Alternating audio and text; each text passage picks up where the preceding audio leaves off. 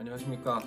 2021학년도 1학기 성막교회 양육학교 강좌 경이로운 구약, 오늘은 두 번째 시간으로 함께 창세기의 말씀에 대해서, 특별히 천지창조의 의미에 대해서 살펴보도록 하겠습니다.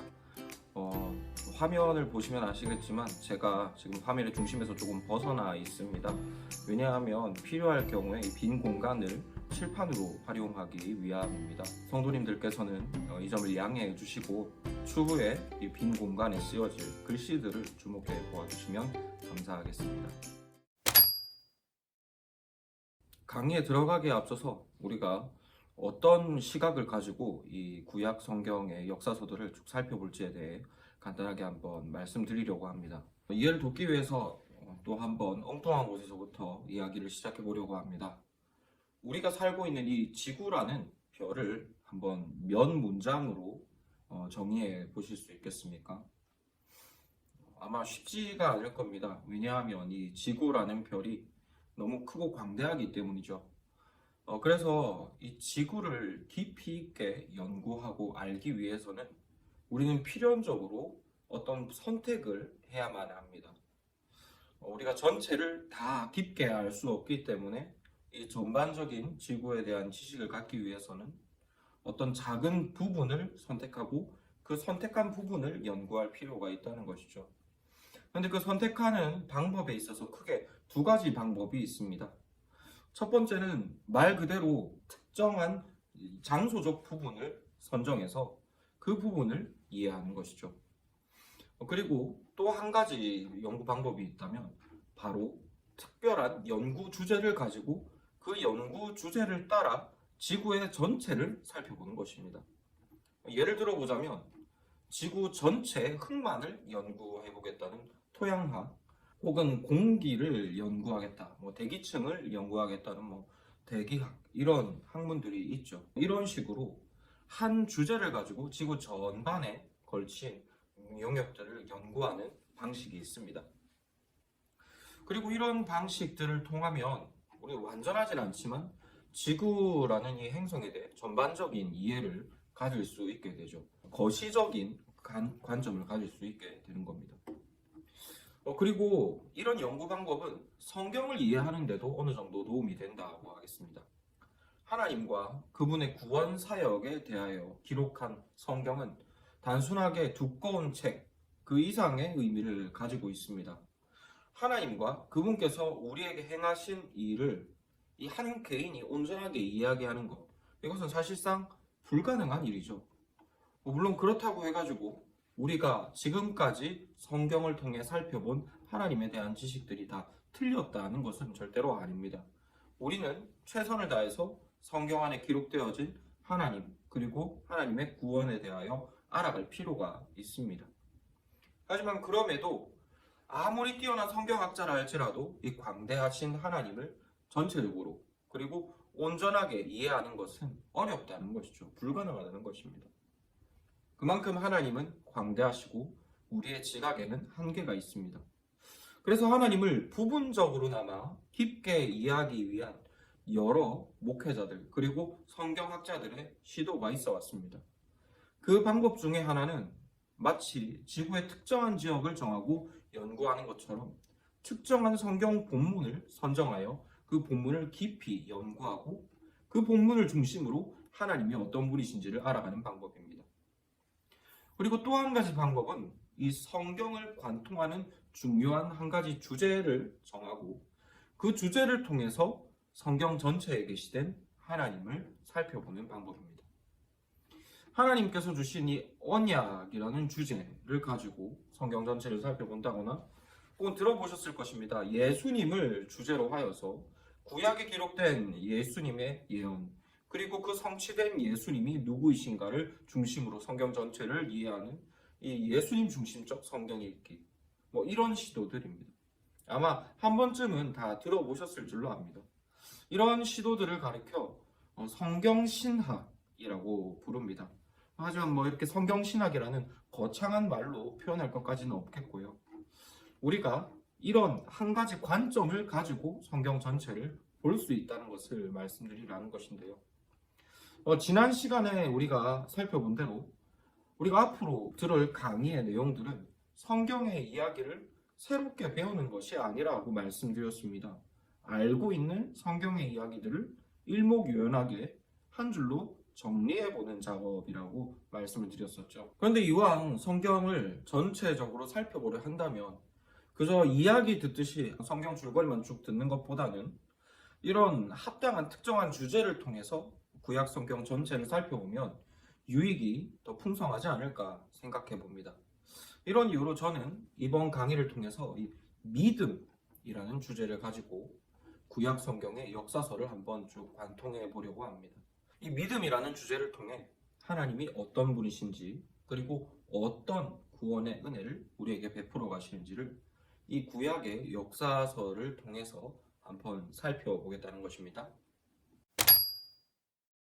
먼저 창조에 대해서 살펴볼까 합니다.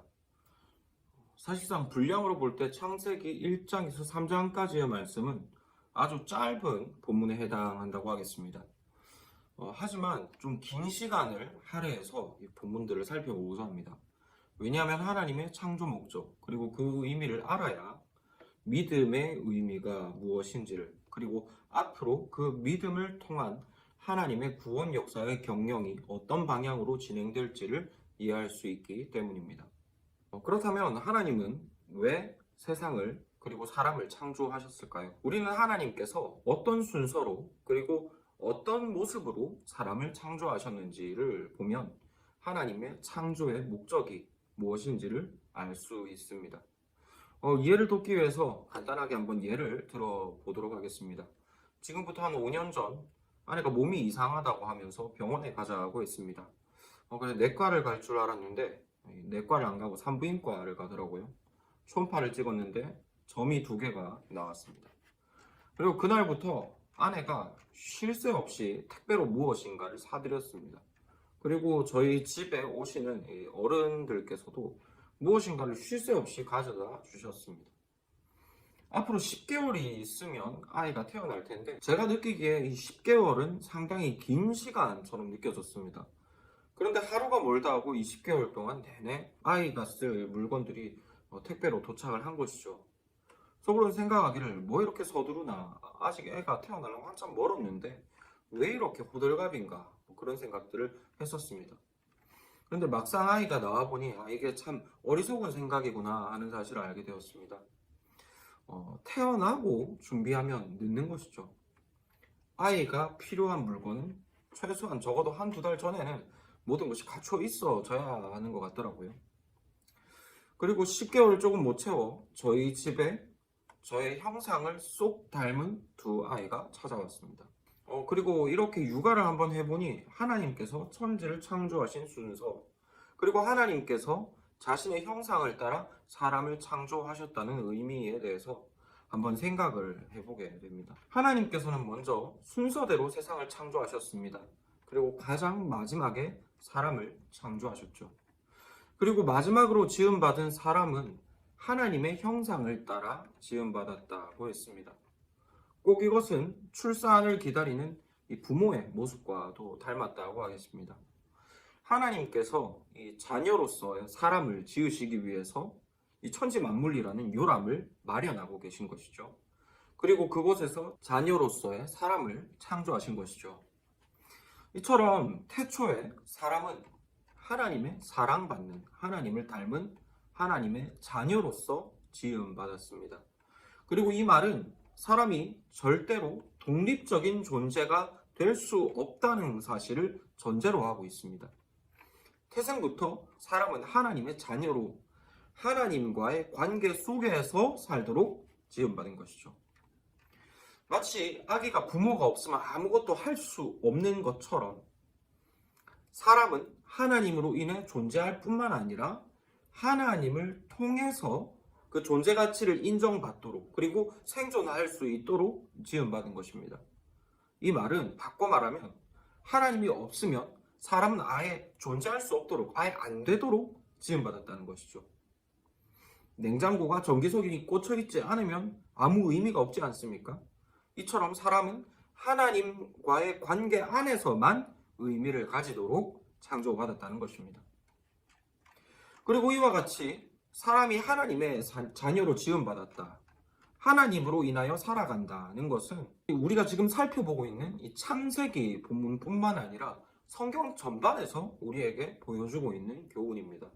굳이 이런 아이를 키우는 예를 들지 않는다 하더라도 성경은 전반에서 하나님이 우리를 그의 자녀로 창조하셨고 우리를 자녀 삼으시기를 원한다는 것들을 계시하고 있죠. 그리고 이후에 이어지는 성경 전반의 말씀에서 이런 하나님의 자녀로서의 사람은 창조의 목적일 뿐 아니라 구원의 방향성이 되기도 하는 것을 우리는 살펴볼 수 있습니다. 그리고 이와 같은 하나님과 사람 사이의 관계를 통해서 이 천지창조의 말씀을 살펴보면 이전에 익숙하게 알던 것들이 새로운 의미로 보이게 됩니다. 먼저 하나님께서 지으신 우주 만물, 그리고 그 가운데서도 특별히 에덴 동산의 모습이 새롭게 보입니다. 그리고 하나님께서 제정하여 주신 이 안식의 날 또한 새롭게 볼 수가 있습니다. 앞서 살펴본 대로 우주 만물은 사람이 살아갈 요람으로서 지음받았다고 했습니다. 하지만 이 우주 만물은 단순하게 사람만을 위한 장소는 아닙니다. 왜냐하면 말씀드린 대로 사람은 애초부터 독립적으로 존재할 수 없는 존재이기 때문입니다. 아기가 있는 방을 떠올리시면 좋을 것 같습니다. 집에 신생아가 생기면 아기 방이 있어야 되지 않습니까? 그런데 그 공간은 아기를 위한 공간이긴 합니다만 아기만을 위한 공간은 아니죠. 이 방은 아기를 돌보는 그 아기 엄마를 위한 공간이 되기도 합니다. 왜냐하면 아기는 엄마가 없으면 살 수가 없기 때문이죠. 이처럼 이 우주는 사람을 위한 공간일 뿐만 아니라 사람과 함께 하나님이 머무시는 공간으로서 창조되었습니다. 하지만 사람도 그렇고 하나님도 그러시고 온 우주 전체를 거니셨던 것은 아니죠. 지구 그리고 그 안에서도 특별히 에덴 동산이라는 공간에 사람은 살았고 하나님도 그곳에서 사람과 함께 머무셨습니다. 그래서 넓게 표현하자면 이 우주 전체는, 그리고 좁게 표현하자면 이 에덴 동산은 사람과 하나님이 함께 머무시던 공간이었습니다. 하나님의 가족의 집이라고 표현할 수가 있겠죠. 그리고 이런 점에서 볼 때 이 에덴 동산은 최초의 성전이라고 표현할 수 있을 것입니다. 왜냐하면 이 성전의 본질은 하나님께서 자기 백성들과 함께 머무는 공간이기 때문입니다. 우리는 성전의 본질이 제사에 있다고 생각하기 쉽습니다. 성전은 제사 드리는 곳이 아니냐, 이렇게 생각한다는 것이죠. 분명 제사는 성전에 있어서 아주 중요한 요소인 것은 사실입니다. 하지만 그렇다고 해서 성전의 본질이 제사라고 보기에는 어렵습니다. 사람의 범죄로 일어난 파생적인 요소가 바로 이 제사입니다. 구약 성경을 살펴보면 이 성전이라는 단어는 히브리어로 볼 때 하나님의 집이라고 항상 표현됩니다. 하나님이 거하시는 집이 이 성전의 1차적인 성격인 것이죠. 그리고 그 성전에서 하나님은 자기 백성들을 만나 주셨습니다. 그래서 좀 더 정확하게 이야기하면 아버지이신 하나님을 배우는 집이 바로 이 성전인 것입니다. 그런데 사람들이 하나님께 범죄했기 때문에 하나님께 나아갈 수 없게 되었죠. 그래서 하나님을 만날 수 없는 죄인들이 하나님을 뵙기 위해서 새롭게 생겨난 것이 바로 이 제사 제도인 것입니다. 그래서 인간이 범죄한 이후 제사는 아주 중요한 성전의 한 요소가 된 것은 사실입니다. 하지만 성전의 본질적인 기능은 제사가 아니죠. 성전의 본질적인 기능은 하나님이 자기 백성과 함께 머무시는 이 임마누엘 하는 장소인 것입니다. 그리고 이 성전이 하나님만을 위한 공간, 하나님을 기쁘시게 하는 공간이라고 우리가 오해하기도 쉬운데요. 물론 전혀 틀린 말은 아닙니다만 하나님만을 기쁘시게 하기 위해서 성전을 세운다. 이것은 이교도적인 생각에 가깝다고 하겠습니다. 이교도들은 신을 좋은 장소에 모심으로써 신을 만족시키고 그리고 그 신에게 복을 받아 누린다고 생각을 하죠. 자신들이 신에게서부터 무엇인가를 얻어내기 위해 성전이라는 신전이라는 장소를 만든다는 것입니다. 하지만 성경이 말하는 이 성전은 기본적으로 하나님께 대한 신뢰를 어느 정도 깔고 있습니다. 신뢰가 아니고 신뢰, 죄송하다는 것이죠. 솔로몬이 아마 지금껏 존재했던 모든 성전 중에서 가장 화려한 성전을 하나님께 봉헌했습니다.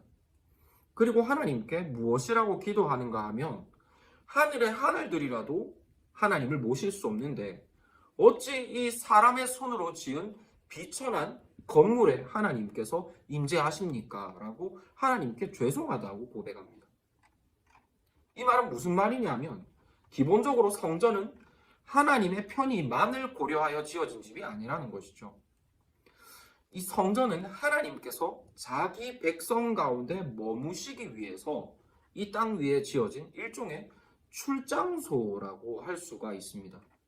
이런 점에서 볼 때 하나님과 사람이 관계 맺는 이 터전, 최초의 터전으로서 이 에덴 동산은 사실 최초의 성전이라고 할 수 있는 것이죠. 그리고 이런 맥락에서 보면 이후로 세워질 이 성막, 그리고 성전, 그리고 장차 완성될 하늘의 성전, 이 모든 성전들은 이 에덴 동산의 모습을 본떠서 만들어졌다는 사실을 우리는 알 수 있습니다. 시간 관계상 그것들을 이렇게 뒷받침해주는 많은 자료들을 일일이 찾아보기는 어렵습니다. 하지만 이런 성전들이 이 에덴 동산에서부터 그 모티프를 가져왔다는 것, 그리고 이 에덴 동산에서의 그 본질을 계속해서 유지해 간다는 것은 기억해 주시면 좋을 것 같습니다. 여하튼 많은 말씀을 드렸습니다만 핵심은 이것입니다. 하나님께서는 사람을 자녀로 창조하셨습니다. 그리고 자녀인 사람과 함께 머물기 위해서 온 우주 만물을 창조하셨고 그 중에서도 특별히 이 에덴 동산이라는 거처를 정하셨다는 것이죠. 그리고 성경 전반은 이런 하나님을 아버지로 모시고 사람과 하나님이 함께 머무는 처소, 이런 곳을 성전이라고 부른다고 살펴봤습니다. 그리고 이렇게 아버지이신 하나님과 사람이 함께 성전에서 거할 때 그 성전으로서의 에덴 동산에는 안식이 충만했습니다. 그야말로 아버지 하나님으로 인한 이 안식의 날들이 계속 이어졌던 것이죠. 아마 지난 월요일 우리가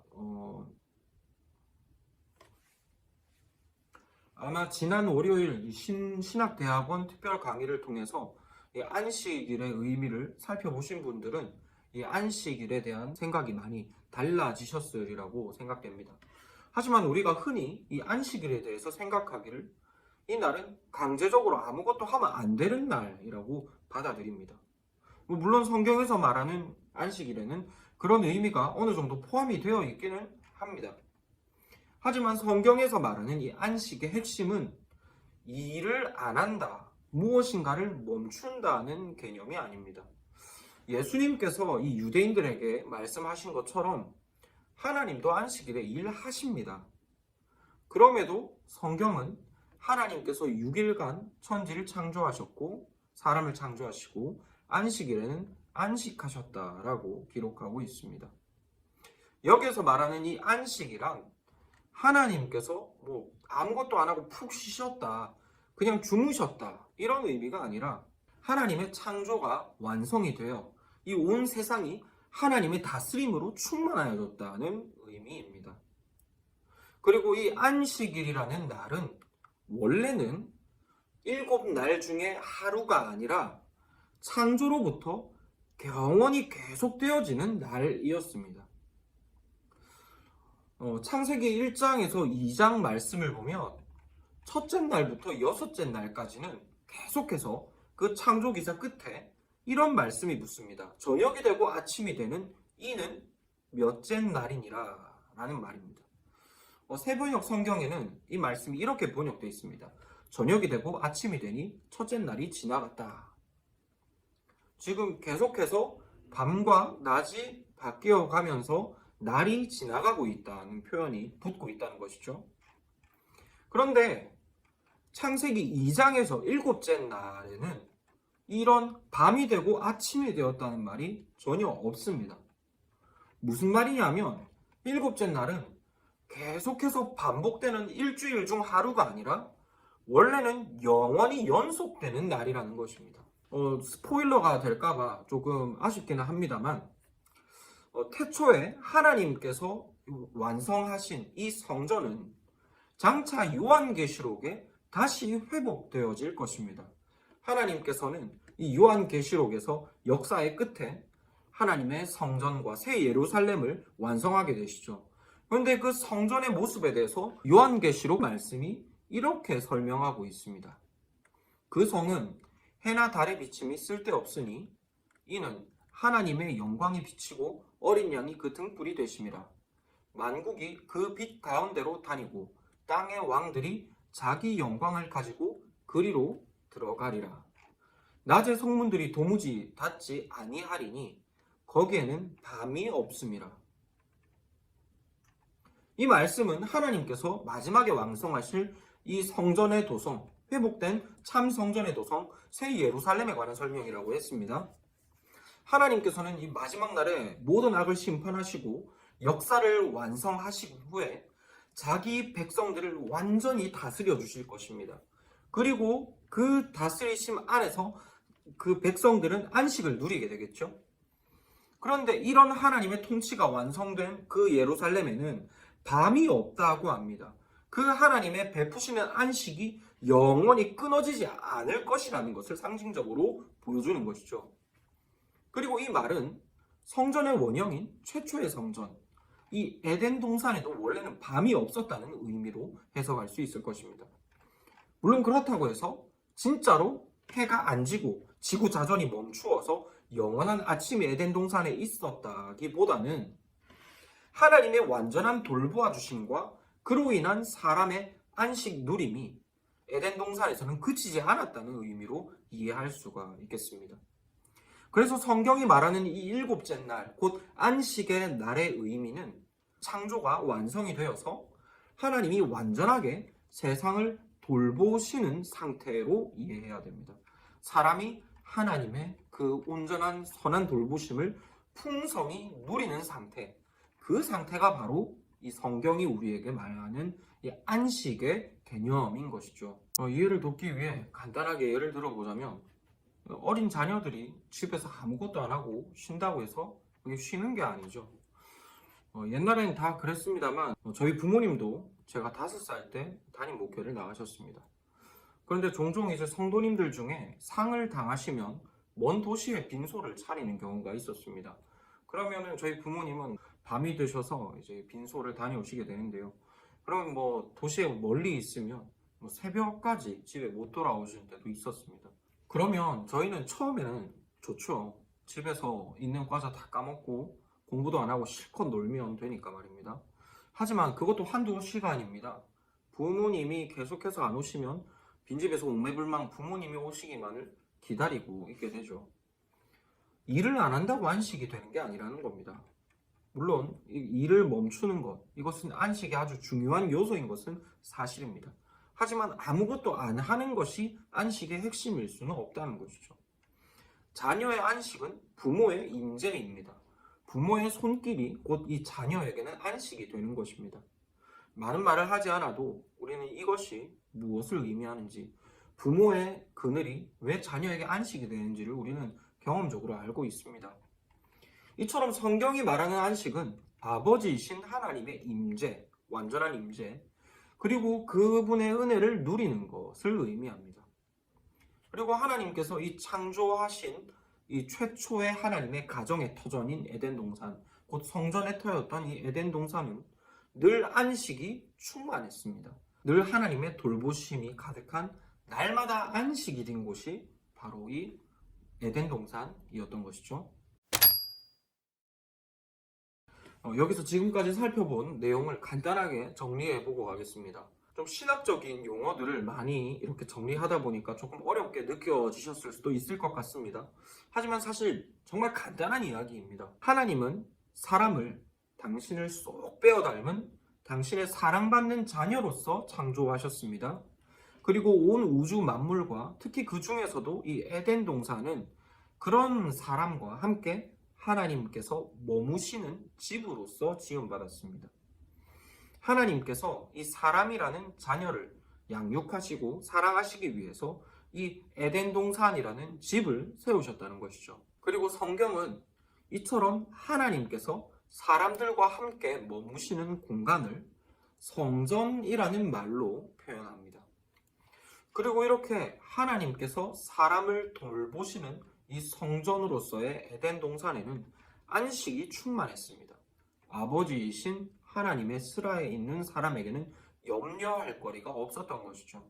아버지의 품에서 자녀들은 늘 안식을 누렸던 것입니다.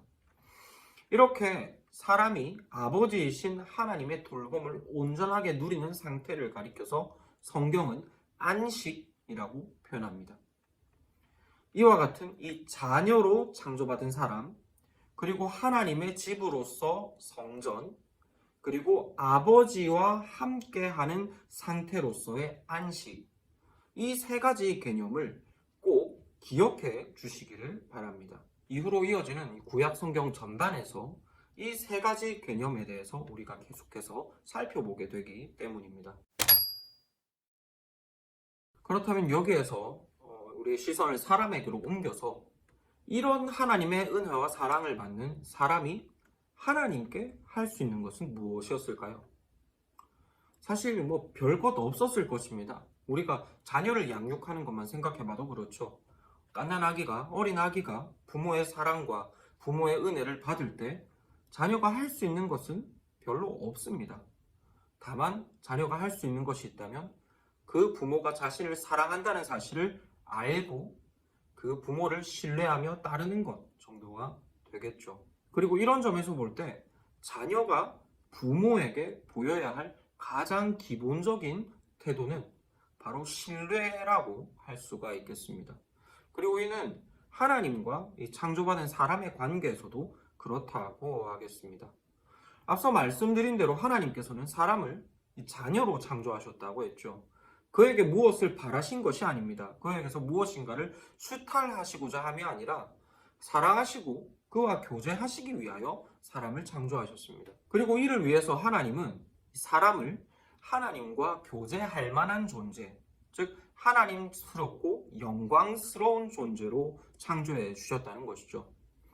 사람의 입장에서는 하나님의 사랑을 신뢰하지 않을 이유가 없는 것입니다. 이런 하나님의 은혜와 사랑을 입었는데 어떻게 하나님의 선하심을 그리고 사람 사랑하심을 의심할 수 있겠느냐는 것이죠. 그래서 사람은 이런 하나님의 풍성한 사랑을 신뢰로 반응하며 하나님과 교제했었을 것입니다. 그런데 이런 하나님을 향한 사람의 신뢰가 깨어지는 일이 발생합니다. 바로 뱀이 아담과 하와를 속여 선과 악을 알게 하는 나무의 열매를 먹게 한 일이죠. 창세기 3장 말씀을 함께 살펴보겠습니다. 보면 뱀이 거짓말을 하고 있죠. 아담과 하와에게 거짓말을 하고 있습니다. 그런데 그 거짓말의 핵심을 보면 선악과에 대한 것이 아닙니다. 선악과가 참 좋은데 이걸 먹으면 기가 막힌데 왜 안 먹느냐, 이런 말을 하는 것이 아니죠. 창세기 3장 5절의 말씀을 제가 읽어드리겠습니다. 너희가 그것을 먹는 날에는 너희 눈이 밝아져 하나님과 같이 되어 선악을 알 줄 하나님이 아심이니라. 물론 뱀은 지금 선악과에 대해서도 거짓말을 하고 있기는 합니다. 그런데 뱀이 말하는 거짓말의 핵심은 선악과에 대한 것이 아니라 하나님입니다. 너희가 그 열매를 먹으면 하나님처럼 될 줄 하나님이 아셔서 먹지 말라고 하신 것이다. 이것이 뱀의 말의 핵심이죠. 그리고 여기에서 하나님처럼 된다는 의미는 선악을 분별할 수 있게 된다는 것입니다. 지금까지는 아버지이신 하나님께서 자녀들을 위하여 선한 것과 악한 것을 구별해 주셨습니다. 하나님께서 안 된다 하면 손대지 않으면 되었고, 하나님께서 좋은 것이다 하면 감사함으로 받아 누리면 되었습니다. 그런데 지금 뱀이 무엇이라고 하느냐 하니, 그건 하나님께서 너에게 주기 싫으셔서 그렇게 한 것이다 라고 거짓말하는 것이죠. 하나님을 욕심쟁이요 거짓말쟁이로 속이고 있는 것입니다. 즉 뱀이 지금 하고 있는 거짓말의 핵심은 하나님이 너에게 아버지 같은 분, 너에게 선한 분이 아니시라는 겁니다. 그 하나님의 선하심에 대하여 의심하고 따져보라고 말하고 있는 것이죠. 뱀은 악랄하게도 자기 자신을 주신 이 하나님의 사랑, 그 자체에 대해서 의심하게 하도록 만들고 있는 것입니다.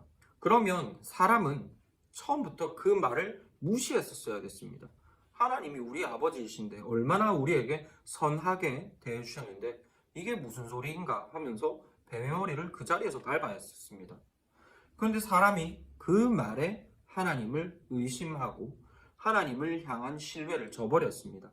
그리고 자기 자신이 하나님과 같이 되어 스스로의 선과 악을 구별하며 살아가기를 도전하게 된 것이죠. 아버지가 주시는 은혜에 만족하지 못하고 자기 스스로의 삶을 스스로가 개척해 봐야겠다고 당돌한 욕심을 품게 된 것입니다. 즉, 아버지가 베풀어 주시는 안식이 만족스럽지 못하다고 생각한 것이죠. 스스로의 안식을 창조해내겠다고 발벗고 나선 것입니다. 그리고 그 욕심을 따라 사람은 선악을 알게 하는 나무의 열매를 따먹고 그리고 하나님으로부터의 독립을 선언하게 되었습니다. 하나님을 향하여 내 삶에서 이제는 손을 떼십시오라고 선언한 사건이 바로 이 선악을 알게 하는 나무의 열매를 먹은 사건인 것이죠. 하지만 앞서 말씀드린 대로 사람은 하나님의 자녀로서 창조되었다고 했습니다. 하나님과의 관계를 전제하여서 창조된 것이죠. 아예 하나님이 없으면 아예 존재할 수 없도록 창조가 되었다는 것입니다. 냉장고 같은 가전제품들이 전기 코드가 없으면 그냥 작동하지 않는 것이 정상인 것과 마찬가지로 사람은 하나님이 없으면 아예 비정상적인 삶을 살 수밖에 없도록 창조되었다는 것입니다. 죽도록 창조가 된 것이죠. 그런데 사람이 이런 생명의 근원이요 아버지이신 하나님으로부터 자신을 분리시켰습니다. 그런 하나님과 독립한 것입니다. 그래서 사람은 진짜로 죽게 되었습니다. 하나님께서 사람이 너무 괘씸해서 죽여버려야 되겠다 해서 죽이신 것이 아니라 냉장고가 자기 전기 코드를 스스로 콘센트에서 뽑는 것처럼 사람이 생명의 근원이신 하나님께로부터 자신의 생명을 끊어낸 것이죠. 이처럼 사람의 하나님을 향한 믿음의 포기, 신뢰의 포기는 곧 사람의 자기 자신의 생명의 포기로 이어지게 되었습니다. 사람은 하나님을 떠난 그 순간에 죽은 것입니다. 죽어야 되는데 하나님께서 불쌍해서 좀 더 살게 해주신 것이 아니라 하나님을 떠난 그 순간 사람은 죽었습니다. 마치 나뭇가지가 이 원줄기에 붙어 있으면 계속해서 살지만 나뭇가지에서 잘리면 죽는 것과 마찬가지입니다. 나뭇가지가 나무줄기에서 잘렸다고 해서 곧바로 시들지는 않죠. 한 며칠은 싱싱한 것처럼 보입니다. 하지만 이 나뭇가지는 줄기에서부터 잘리는 순간부터 천천히 자신의 생명을 소모해 갑니다. 완전한 죽음을 향해 계속해서 나아갈 수밖에 없는 것이죠. 이와 마찬가지로 영생하도록 지어진 사람이 하나님과 분리되는 순간 그는 죽습니다. 남아있는 생명을 소모해가며 피할 수 없는 죽음을 향해 나아가는 존재가 되었다는 것이죠. 그리고 이런 사람의 죽음은 단순히 수명에서 뿐만 아니라 기능적인 면에서도 명백하게 나타납니다. 사람이 하나님으로부터 분리된 이후 처음으로 나타난 자식, 이 가인을 통해서 우리는 그 사람의 문제에 대해 분명히 살펴볼 수가 있습니다. 인류가 범죄한 이후 처음으로 얻은 자식이 바로 이 가인입니다. 몇 세대가 지나서 낳은 것도 아니고 바로 첫 번째로 낳은 자식이 바로 이 가인이죠. 그런데 이 가인이 살인자가 됩니다. 그것도 남을 죽인 살인자가 아니라 자기 친형제를 살인한 살인자가 됩니다. 이것은 하나님을 떠난 인생이 얼마나 비정상적인 형태가 되는가를 우리에게 잘 보여주는 사건입니다. 그리고 더 심각한 문제는 사람이 죽으면서 영생에 대한 감각 자체를 잃어버렸다는 것이죠. 건강한 사람은 욕구가 있습니다. 그리고 살아있는 사람은 자신이 건강한 방향으로 나아가야 되는 것에 대해서 인지하고 있습니다. 그런데 사람이 죽으면 감각과 욕구가 사라지게 되죠. 아예 식욕이나 건강해지는 이런 의욕 자체를 느끼지 못한다는 것입니다. 이와 마찬가지로 사람은 하나님으로부터 떨어짐으로 생명을 잃어버렸습니다. 하나님께 대하여 그의 생명이 완전히 죽어버린 것입니다. 그래서 사람에게는 더 이상 이 하나님을 향한 건전한 욕구가 일어나지 않게 되었습니다. 사람이 아버지이신 하나님을 떠난 것도 큰 문제인데 하나님께로 돌아갈 감각과 욕구 자체가 죽어버린 것입니다. 사람이 죽은 것도 문제인데 다시 하나님께로 돌아갈 수 없게 된 것, 이것이 더 큰 문제라는 것이죠. 그리고 이렇게 하나님의 생명을 스스로가 거부한 사람에게는 필연적으로 두 가지 결과가 따라오게 되었습니다. 첫 번째는 아버지 집인 성전에서 쫓겨나는 것이죠. 하나님은 하나님으로부터 독립을 선언한 이 패역한 자식들을 아버지의 집인 이 에덴 동산 밖으로 내쫓아 버리십니다. 사실은 사람이 자기 발로 가출한 것이죠. 그리고 이 에덴 동산은 곧 성전이라고 했습니다. 그리고 이렇게 아버지를 잃고 아버지 집에서 내어 쫓긴 자식에게는 안식이 없어졌습니다. 아버지를 버렸기 때문에, 아버지 집에서 스스로 가출했기 때문에 그에게는 안식이 있을 수가 없는 것이죠. 그리고 지금까지 살펴본 내용들을 살펴보았던 이 신학적인 용어들을 통해서 다시 한번 정리해보면 다음과 같습니다. 하나님은 사람을 자녀로 창조하셨습니다. 자녀로서 사랑하신 것이죠. 그리고 사람에게 있어서 이런 하나님은 모든 것을 주시는 아버지이시자 생명 그 자체였습니다. 그리고 이런 아버지와 함께 머무는 공간은 아버지의 집, 곧 성전이었고, 그리고 그 아버지 집 안에는 아버지로 말미암은 안식이 늘 풍성했습니다. 사람에게 있어서 하나님은 아버지이시며 생명이시며 성전이시며 안식이었던 것입니다. 그리고 이 모든 은혜는 사람이 하나님을 신뢰함으로 말미암아 언제나 풍성하게 누릴 수 있었습니다. 그런데 뱀이 찾아와 그 은혜의 통로인 믿음을 흔들어 버립니다. 하나님이 너의 아버지 같은 분이신 것처럼 보이냐? 너를 바보로 만드셨고 너를 속이시는 분이다 라고 얄팍한 거짓말을 했습니다. 그리고 사람은 그 말에 속아 하나님의 은혜의 통로인 믿음을 송두리째 포기해버렸습니다. 뱀의 거짓말에 속아 아버지이신 하나님을 아버지의 자리에서 내쫓아 버린 것입니다. 이렇게 사람은 자신의 믿음을 저버림으로 말미암아 아버지이신 하나님을 잃어버리게 되었습니다.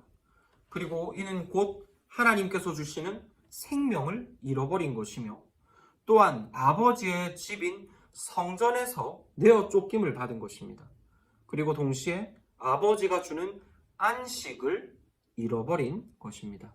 이것이 바로 첫사람 아담이 지은 범죄이고 그 범죄의 결과인 것이죠. 하지만 아버지이신 하나님은 이런 사람을 불쌍히 여기셨고 사람에게 언약을 주셨습니다. 바로 여자의 후손을 보내셔서 뱀의 머리를 상하게 하시겠다는 약속이었습니다. 이 약속은 장차 여자의 후손으로 오실 그리스도께서 이 뱀의 권세를 멸하실 뿐만 아니라 뱀의 그 거짓말로 인해 생겨난 죄의 결과를 다시 회복시켜 주시겠다는 약속이기도 합니다. 그리고 앞서 말씀드린 대로 이 뱀이 하나님과 사람 사이를 단절시킨 방법은 바로 사람의 믿음을 꺾어버린 것이라고 했습니다. 뱀은 사람의 하나님을 향한 그 선하심과 아버지 되심을 믿는 믿음을 파괴함으로 말미암아 하나님과 사람 사이를 완전히 갈라놓았습니다. 이에 하나님은 언약을 따라 아브라함이라는 한 사람을 택하셨고 그리고 이 하나님의 선하심에 대한 믿음을 아브라함으로부터 회복해 가십니다. 그리고 하나님께 대한 그 믿음은 장차 오실 여자의 후손을 통해 다시 온전하게 회복되죠. 우리가 예수님을 믿는다는 것은 예수님께서 보여주신 하나님을 믿는다는 의미이기도 합니다. 이처럼 예수님께서 완성하신 구원 사역은 우리에게 온전한 하나님의 모습을 보여주시고 그 하나님을 믿게 하는 것입니다. 즉, 이 성경 전체의 구원 역사는 택하신 자들에게 하나님의 선하심, 아버지 되심에 대한 믿음을 회복시키는 방향으로 진행된다는 것이죠. 그래서 이후로 이어지는 이 구약의 구원 역사는 아버지의 품을 떠난 자녀들 중 택함받은 자들을 다시 아버지께로 돌이키는 방향으로 진행됩니다. 그리고 이런 구원 역사는 아버지를 돌려주는 구원과 함께 다시 아버지의 집인 성전으로 자녀들을 불러 모으는 일, 그리고 그 아버지의 집 안에서 온전한 아버지의 다스림을 받으며 안식을 누림이라는 중요한 요소들을 포함하고 있음을 기억해야 하겠습니다. 오늘의 강의의 핵심을 간략하게 요약해 드리면, 하나님께서는 우리에게 하나님의 자녀됨의 구원을 회복해 주기를 원하십니다. 그리고 그 자녀됨의 구원에는 반드시 아버지의 집인 성전으로의 귀환, 그리고 아버지께서 주시는 그 다스림 아래 누리는 안식의 회복이 포함되어 있습니다. 그리고 그것을 위해서 우리에게 가장 먼저 필요한 것은 믿음, 곧 하나님의 선하심에 대한 믿음의 회복이라고 했습니다. 그래서 이어지는 구약 성경 전반의 내용에서는 어떻게 하나님께서 택하신 자들의 믿음을 회복할 것인가, 그리고 그 믿음의 회복을 통하여 하나님이 주시는 하나님의 집으로의 복귀, 가나안 땅으로의 복귀이죠. 그리고 그 가나안 땅에서 누리는 안식이라는 주제에 초점이 맞추어져 있습니다. 그래서 이와 같은 점들을 기억해 주시고 앞으로 구약 성경을 살펴보시면 구약 성경 전반의 내용들이 일목요연하게 수월하게 정리될 줄로 압니다. 그럼 이것으로써 오늘의 강의를 마치도록 하겠습니다. 들어주셔서 감사드리고 또 성실하게 강의를 잘 준비할 수 있도록 저를 위해서 기도해 주시면 감사하겠습니다. 다음 주에 또 뵙도록 하겠습니다.